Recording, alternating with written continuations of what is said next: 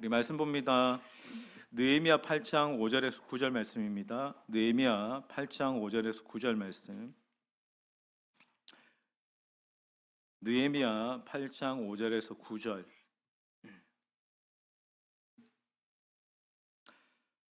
우리 8장 5절에서 9절까지 저와 여러분이 교독하면서 말씀 봅니다. 느헤미야 8장 5절에서 9절입니다. 에스라가 모든 백성 위에 서서 그들 목전에 책을 펴니 책을 펼 때에 모든 백성이 일어서니라.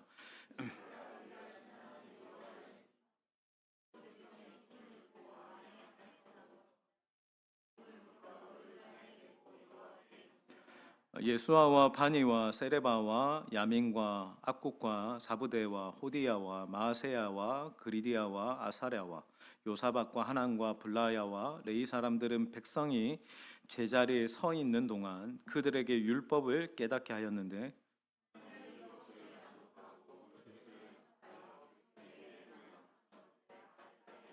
같이 읽겠습니다. 백성이 율법의 말씀을 듣고 다 우는지라. 총독 느헤미야와 제사장 겸 학사 에스라와 백성을 가르치는 레위 사람들이 모든 백성에게 이르기를 오늘은 너희 하나님 여호와의 성일이니 슬퍼하지 말며 울지 말라 하고. 아멘. 우리 오늘 말씀의 제목 같이 한번 읽어보겠습니다. 같이 읽습니다. 시작. 제가 2주 전에 선포기도에 대해서 여러분들과 말씀을 나누면서 하나님의 말씀을 말할 때 능력이 임하고 선포가 강화된다라고 이야기했습니다. 여러분, 말씀으로 세상을 창조하신 하나님께서 그분의 형상대로 지어진 우리의 입술 위에 권세를 주신 줄 믿습니다. 여러분이 하나님의 말씀을 말하면 여러분의 믿음이 강화됩니다. 말씀은 살아있습니다. 말씀은 내 입에서 역사되어질 때 내 안에 영권과 영력과 모든 것이 주어집니다. 여러분, 말씀을 말하는 자가 되기를 축원합니다. 여러분, 내 입의 말씀이 또 나를 온전한 길로 인도해 가요. 여러분, 이 예배를 무엇이 이끌어갑니까? 말씀이 이끌어갑니다. 여러분, 우리의 기도를 이끄는 것도 무엇입니까? 말씀이 이끌어가는 거예요. 근데 여러분, 한국 교회 안에 이상한 말이 있어요. 나는 말씀파야. 나는 말씀을 읽고 말씀을 묵상하는 것을 너무 좋아해. 그런데 기도는 별로 안 좋아. 반대로 나는 기도파야. 나는 성경파지. 그래서 뜨겁게 기도하기 좋아하고 은사도 좋아하고 막 부르짖고 기도하는 거 좋아하지만 말씀은 잘 몰라. 여러분, 둘 다 말도 안 되는 이야기입니다. 여러분, 내가 제대로 하나님의 말씀을 읽잖아요. 하나님의 말씀을 묵상하고 말씀을 사랑하면 기도할 수밖에 없습니다. 말씀의 원저자이신 성령님이 우리가 하나님의 말씀을 읽을 때 하나님의 말씀이 깨달아지게 하실 때 반드시 성령님은 우리를 기도의 자리로 이끄십니다.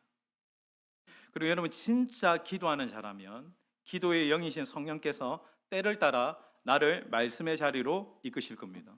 그래서 여러분, 말씀과 기도는 하나로 연결될 수밖에 없어요. 여러분, 성령의 사람은 말씀을 깊이 있게 묵상하는 사람입니다. 또한 성령의 사람은 그 말씀에 줄을 붙들고 기도하는 사람인 줄 믿습니다. 여러분, 이것을 분리시키면 안 돼요. 내가 깊은 말씀의 통찰을 가지면 더 깊은 기도를 하게 되어 있어요. 내가 깊은 영적인 기도를 하면 내 영을 일으키고 내 영의 줄을 잡게 하는 말씀을 사모하게 되어 있는 거예요. 여러분, 우리가 신앙생활하는 거 잘 생각해 보세요. 내가 들은 말씀 중에 내가 부딪혀온 그 말씀이 나를 이끌어가요. 그러니까 나를 기도의 자리로 이끌든지 예배의 자리로 이끌든지 온전한 자리로 이끌어가는 것은 말씀입니다. 그러니까 내게 말씀이 부딪혔기 때문에 내 안에 반응이 일어나고 각성이 일어나는 거예요. 여러분, 믿음의 시작은 뭐냐면 말씀에 대한 반응입니다. 그러니까 말씀이 내 안에 딱 오면 저 사람 말씀이 아니고 내 말씀이야. 말씀이 찔리기 시작하고 말씀이 내 마음 안에 계속 내 생각과 내 중심을 흔들기 시작할 때 그때부터 변화가 일어나고 내 안에 영적인 부흥이 일어나기 시작하는 거예요. 그러니까 말씀이 내 안에 회개를 명하셨는데 그날은 그 말씀이 내 살아서 내게 부딪혀오면 이런 소리가 들리죠. 네가 바로 그 죄인이라고. 그러면 내가 어찌할꼬라는 회개가 일어납니다. 자, 보세요. 말씀 사도행전 2장 37절 말씀. 자, 같이 읽겠습니다. 시작. 그들이 이 말을 듣고 마음에 찔려 형제들아, 저 보세요. 이 말을 듣고 베드로가 말하는 말씀을 듣고 마음에 찔렸다라고 얘기하죠. 이런 말씀을 들으면 말씀이 부딪힙니다. 그게 여러분 당연한 역사예요. 이런 내 생각과 내 마음을 부딪히게 하는 것은 살아있는 하나님의 말씀입니다. 말씀이 부딪혀야 됩니다. 말씀이 부딪히기 시작하고 그 다음에 마음에 찔렸다라고 얘기하죠. 그러니까 말씀이 내 심령을 찌르는 거예요. 내 심령을 찌르기 시작하니까 그들이 말하되 형제들아 우리가 어찌할꼬. 미국의 어떤 교회는 목회자가 전하는 강단이 방탄유리로 되어 있어요. 그 교회 굉장히 부흥하는 교회입니다. 왜 방탄유리로 되어 있냐면 그 목사님이 말씀을 전할 때 수많은 이렇게 죄인들도 오고 뭐 총을 가지는 사람들도 있고 중독자들도 있겠죠. 말씀이 자기를 찌르는데 견딜 수가 없어서 목사님 말씀 그만 전하세요 하면서 총을 들고 겨눈 일이 있었대. 그러니까 말씀은 찌르는 게 정상인 거예요. 이런 말씀을 듣고 반응하지 않으면 그 사람은 완고한 자고 굳은 자입니다. 완고한 자와 굳은 자의 특징이 뭡니까? 그 사람이 영이 죽은 자입니다. 영이 사는 사람은 말씀을 듣고 반응하는 사람입니다. 왜냐하면 말씀이 영의 양식인 줄 믿습니다. 여러분 사람은 떡으로 사는 게 아니에요. 사람은 하나님의 입에서 나오는 하나님의 말씀으로 사는 줄 믿습니다.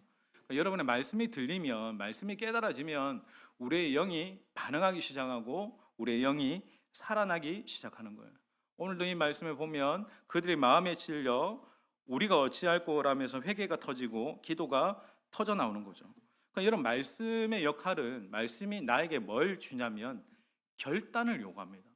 내가 말씀을 제대로 묵상하며 들으면 반드시 내 안에 순종의 기도가 나오게 돼 있어요. 그러니까 여러분 우리가 왜 기도를 하냐면 우리가 기도를 할 때 하나님 이것 주세요 저것 주세요 여러분 이런 강구적인 기도가 아니라 더 깊은 차원의 기도를 하셔야 됩니다. 하나님은 우리에게 원하시는 것은 순종입니다. 근데 내가 순종이 안 돼. 하나님의 뜻은 분명한데 말씀으로 하나님이 이 부분들을 주신 게 분명한데 순종을 명하시는데 그날따라 그 말씀이 나에게 막 강하게 부딪혀 오면 뭐가 나오냐면 기도가 나오는데 그 기도는 어떤 기도냐면 순종의 기도가 나오는 거예요. 여러분 우리가 왜 기도합니까? 라고 물어보면 우리가 하나님의 말씀과 그분의 뜻대로 살기 위해 기도하는 겁니다. 그러니까 말씀의 줄을 붙잡고 기도해야 됩니다. 오늘도 여러분들에게 깨닫게 하시고 또한 찔리게 하시고 붙잡게 하시는 말씀이 여러분에게 들려지기를 예수님의 이름으로 축원합니다. 그때부터 순종의 기도가 풀어지는 거죠. 저번 주일에도 한 분이 제게 이제 말씀 이야기를 하더라고요. 부활의 표적에 대해서 말씀이 좋았다고 하면서 요즘 목사님 제가 아는 목사님은 F인데 요즘은 J처럼 설교한다고 새롭게 깨달은 부분들에 대해서 이제 이야기를 하더라고요. 여러분들 혹시 이번 주일 부활절 말씀 기억나십니까? 네. 부활의 표적을 가진 자가 잊지 않고 간직해야 될 게 있다라고 얘기했죠. 여러분 예수님 분명히 부활하신 것은 역사적인 사실이고 우리에게 일어난 일입니다. 근데 여러분 우리가 주님의 부활을 막연하게 볼 것이 아니라 간직하라고 주님이 말씀하셨어요. 무엇을 간직하라고 했습니까? 십계명의 두 돌판, 만나가 든 항아리, 아론의 쌍난 지팡이. 돌판은 뭐죠? 나를 먹이시는 하나님의 은혜를 기억하라. 이런 한 주간 어떻게 사셨습니까? 여러분의 삶에 먹이시는 하나님의 은혜로 말미암아 한 주간 살았는 줄 믿습니다. 그러니까 여러분 우리 안에 늘 이 하나님의 말씀의 판으로 먹이시는 하나님의 은혜를 기억하시고 만나를 기억하셔야 되는 거예요. 아론의 쌍난 지팡이 뭘 이야기했죠? 말씀하시는 하나님의 은혜, 나를 살리신 하나님의 은혜를 간직하라고 얘기했습니다. 여러분 오늘도 내가 사는 것은 하나님이 나를 살리셨기 때문이고 여러분 말씀으로 선포하세요. 오늘도 내가 살아 하나님이 하시는 일을 반드시 보게 될 것입니다. 여러분 그분이 이제 말씀을 새롭게 깨달은 그 말씀이 뭐가 되냐면 기도가 되는 거예요. 여러분 말씀이 깨달아져야 온전한 기도가 되는 거예요. 말씀이 내 영혼에 부딪히면 바로 그 앞에 엎드려 기도하게 되는 겁니다. 그래서 여러분이 기도를 진짜 깊이 하려면 기도를 잘 하려면 말씀을 가까이 해야 됩니다. 한 청년이 저한테 물었어요. 목사님 정말 기도를 잘하고 싶습니다. 방언도 받고 싶고요. 영적으로 기도하고 싶습니다. 제가 얘기했어요. 기도의 현장에 오기 힘들지 직장 생활하고 일이 힘들면 뭐부터 하라면 말씀 묵상부터 하라고 얘기했어요. 말씀 묵상하고 기도가 연결 안 될 것 같죠? 여러분, 말씀 묵상이 쌓이고 쌓이면 깊은 기도가 됩니다. 기도는 무엇입니까? 하나님을 아는 것이거든요. 하나님과 사귐을 가지는 거예요. 하나님이 어떤 분이신지를 내가 깨닫고 그분과 사귐과 교제를 누리는 시간이 기도입니다. 하나님을 어떻게 알 수 있죠? 네, 그분이 말씀을 통해서 하나님 당신을 계시하신 줄 믿습니다. 그래서 말씀을 묵상하다 보면 기도가 깊어지고 말씀에 대한 깨달음이 나를 기도의 자리로 이끌어가는 거예요. 자, 오늘 본문 8절을 보세요. 8절 같이 읽겠습니다. 하나님의 율법을 시작. 율법을 낭독하고 그 뜻을 해석하여 백성에게 그 낭독하는 것을. 자, 하나님의 율법책을 낭독했습니다. 이 수문학 강량에서 자, 에스라가 하나님의 율법책을 낭독하고 그 뜻을 해석하여 백성에게 깨닫게 했다라고 얘기했어요. 그 구절을 보세요. 백성들의 반응이 일어납니다. 9절 시작. 백성이 율법의 말씀을 듣고 다 우는지. 여기까지. 백성이 율법의 말씀을 듣고, 여기에 원어로 보면 깨닫고 다 우는지라라고 합니다. 여러분 보세요. 영적인 부흥의 수문학 광장의 영적 부흥의 시작은 하나님의 말씀이 선포되기 시작되면서 일어났습니다. 네, 여러분 6절을 보세요. 6절을 같이 읽겠습니다. 에스라가 시작. 에스라가 위대하신 하나님 여호와를 송축하며 모든 백성이 손을 들고 아멘 아멘 하고 응답하고 몸을 굽혀 얼굴을 땅에 대고 여호와께 경배한. 여기에 보면 에스라가 위대하신 하나님을 이제 손을 들고 송축할 때 백성들도 아멘 아멘 하면서 경배했다라고 얘기하죠. 근데 여러분 보세요. 아직까지 백성들에게 눈물과 감동의 그 각성의 역사는 터져 나오지 않았습니다. 근데 7절을 보세요. 7절 같이 있습니다. 예수아와 사람들의 이름이 나옵니다. 시작.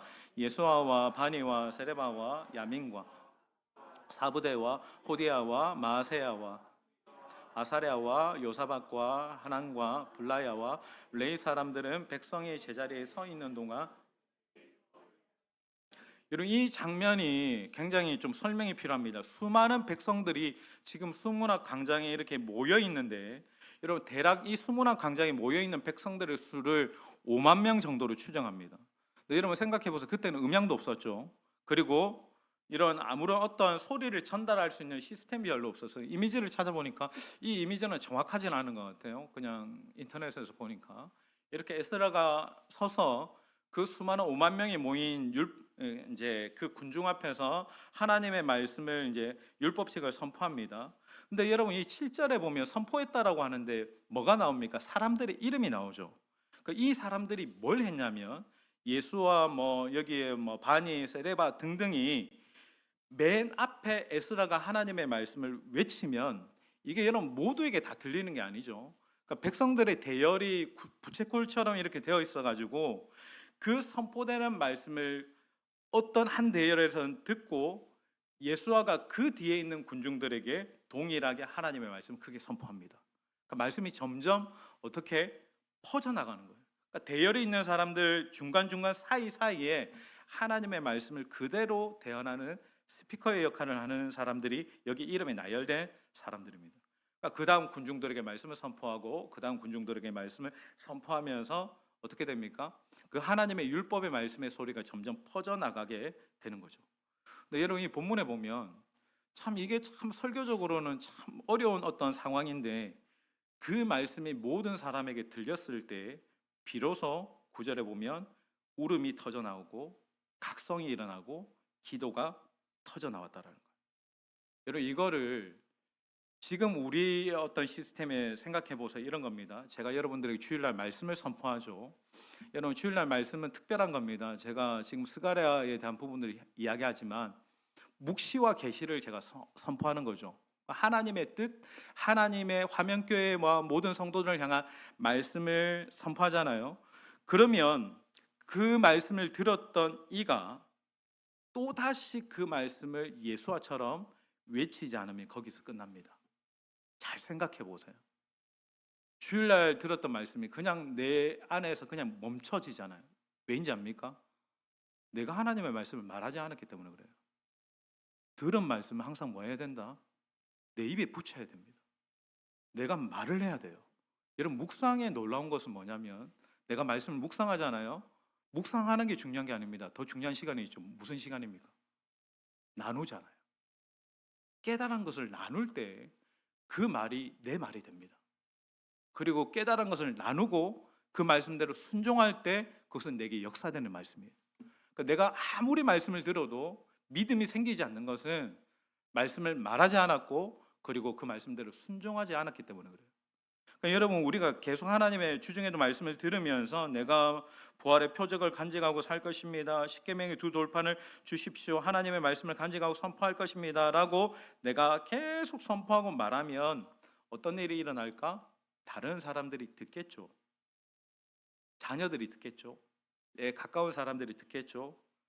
말씀이 퍼져나가는 거예요. 근데 말씀이 퍼져나갈 때 여러분들 다 그런 경험 하시길 바라는데, 말씀이 퍼져나갈 때 그 사람이 먼저 변하는 게 아니고 말하는 내가 먼저 변합니다. 하나님 먼저 나를 변화시켜요. 그리고 그도 변화시키는 거예요. 그런 방법으로 지금 수문학 강장에 영적인 부흥이 일어났다는 거예요. 굉장히 여러분 아날로그 같고 여러분 답답해 보이지만 하나님의 말씀이 퍼져나갈 때 말씀은 살아있어서 그 말씀이 영적인 부흥을 일으키는 겁니다. 저는 여러분이 머문 자리가 수문학 강장이 되기를 바라고, 여러분의 입에서 말씀이 가정마다 직장마다 여러분을 통해서 번져가고 퍼져가기를 주님의 이름으로 축원합니다.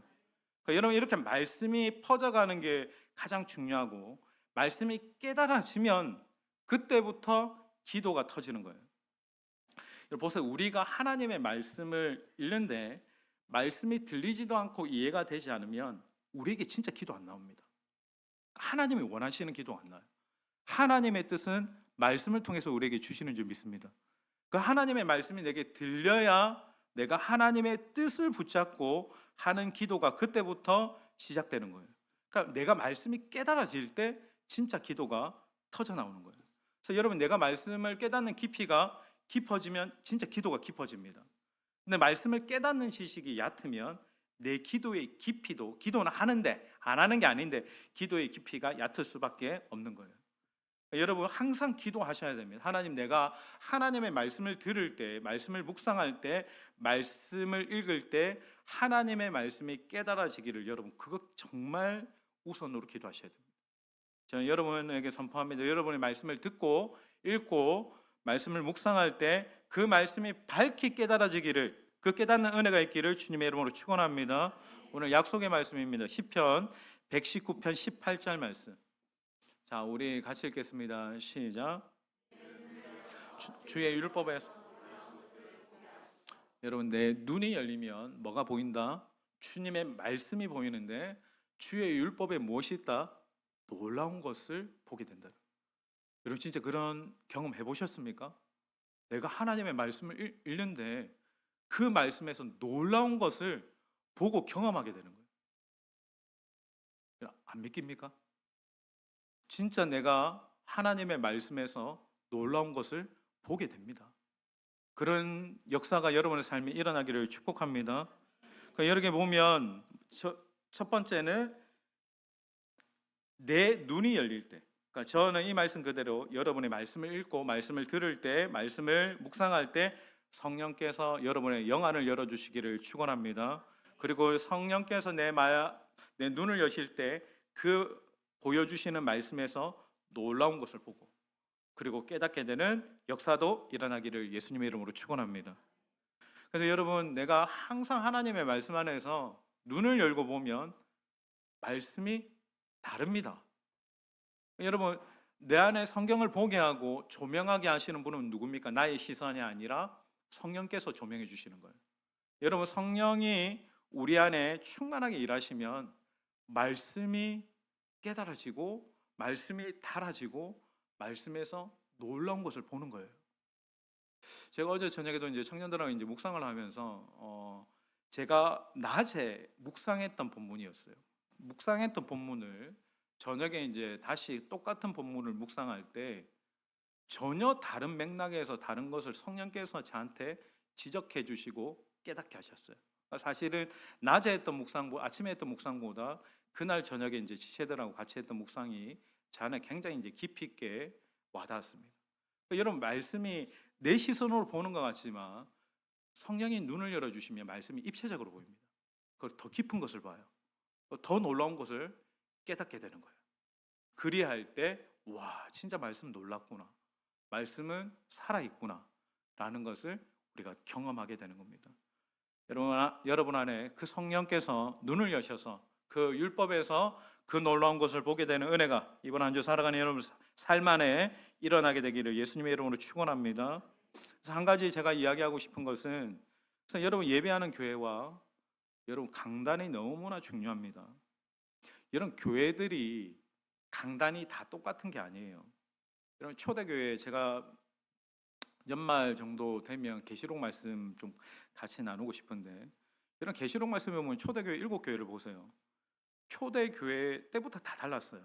어떤 교회는 뜨거운 교회가 있고, 어떤 교회는 뜨뜻미지근한 교회가 있고, 어떤 교회는 주님께 칭찬받는 교회가 있고, 어떤 교회는 주님께 책망받는 교회도 있었습니다. 지혜로운 자는 어떤 자냐면 말씀이 깨달아지는 곳에 자기 영혼 맡기는 거예요. 말씀이 들리는 곳에 자기 영혼을 위탁하는 거예요.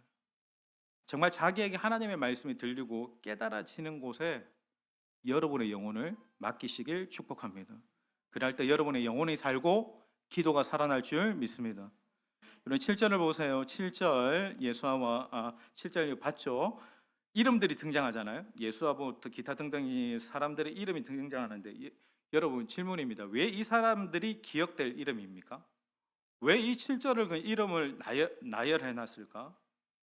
이들이 백성들에게 하나님의 말씀을 선포하고 말씀을 깨닫게 한 사람들이기 때문에 그런 거예요.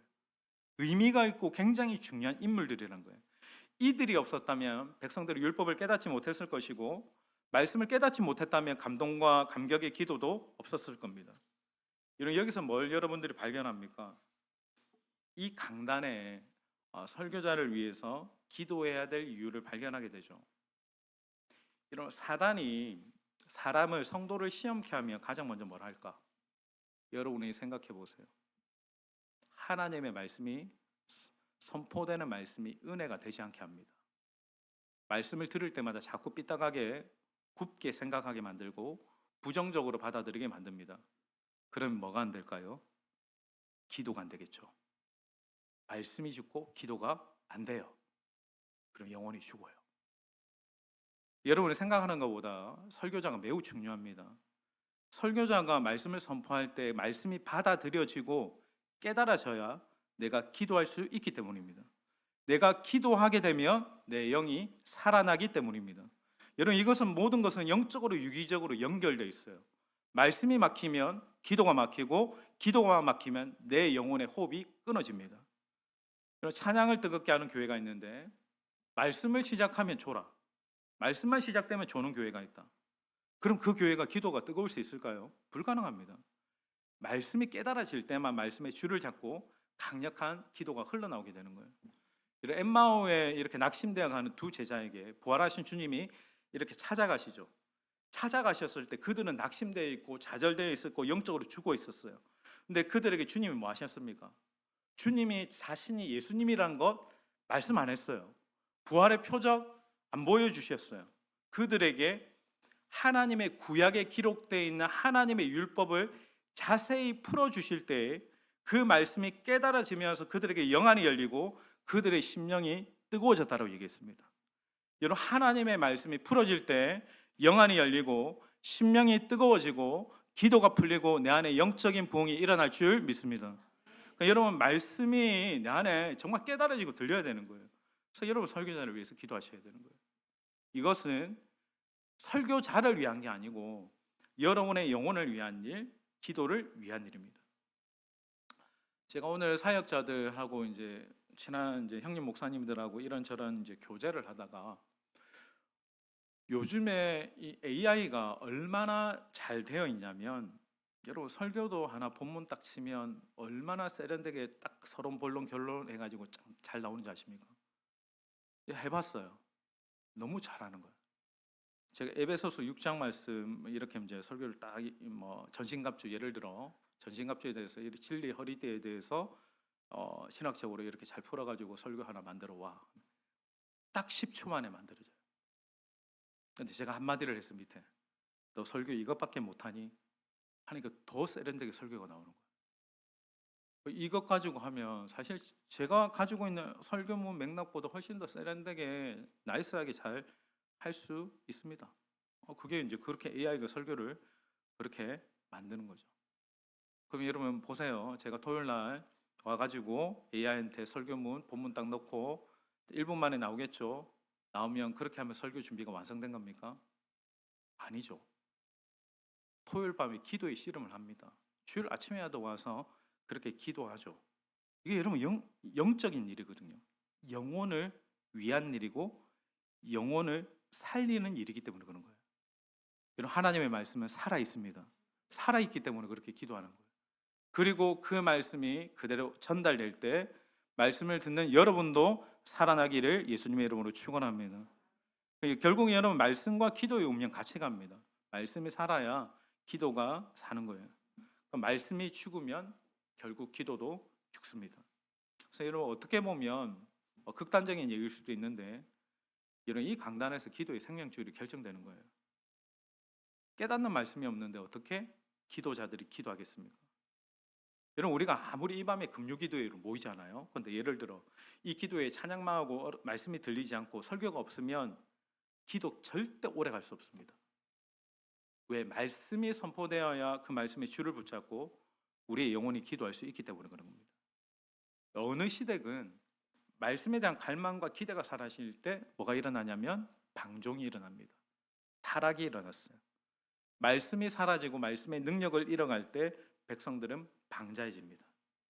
여러분 우리는 이렇게 부정적으로 생각하지 말고 이걸 역으로 생각하면 말씀에 대한 기대가 회복되면 기도의 부흥, 우리 안에 영적인 부흥이 일어날 줄 믿습니다. 내 안에 하나님의 말씀에 대한 사모함이 일어나면 이미 여러분 안에 부흥이 시작된 거예요. 여러분 오늘 이 본문의 순문학 강장에 느헤미야가 에스라를 통해서 하나님의 말씀을 선포할 때 일어났던 말씀의 부흥이 여러분의 삶의 현장에서도 일어나는 영적 부흥이 되기를 주님의 이름으로 축원합니다. 그래서 우리 하면교회 주의 말씀이 충만하기를 예수님의 이름으로 축원드립니다. 그럼 우리가 한번 제가 이 부분 가지고 기도할 건데 제가 선포하면 여러분이 크게 아멘 하시면서 반응하시면 좋겠습니다. 우리가 하나님의 말씀을 읽을 때 우리의 눈이 열려 놀라운 것을 보고 깨닫는 그리고 그 말씀 가운데 기도하는 우리 하면교회 되기를 주님의 이름으로 축원합니다. 우리의 말씀을 들을 때 내 귀가 학자의 귀와 같이 말씀이 들어지고 깨달아지고 또한 우리의 심령이 어찌할까 탄식하면서 그 말씀을 붙잡고 회개하고 탄식하면서 기도하는 화면교회 되기를 주님의 이름으로 축원합니다. 무엇보다 하나님의 말씀을 경외함으로 받으셔서 말씀을 들을 때 여러분의 심령이 뜨거워지고 말씀을 듣고 기도할 때 우리의 교회의 기도가 불같이 뜨거워지기를 주님의 이름으로 축원드립니다.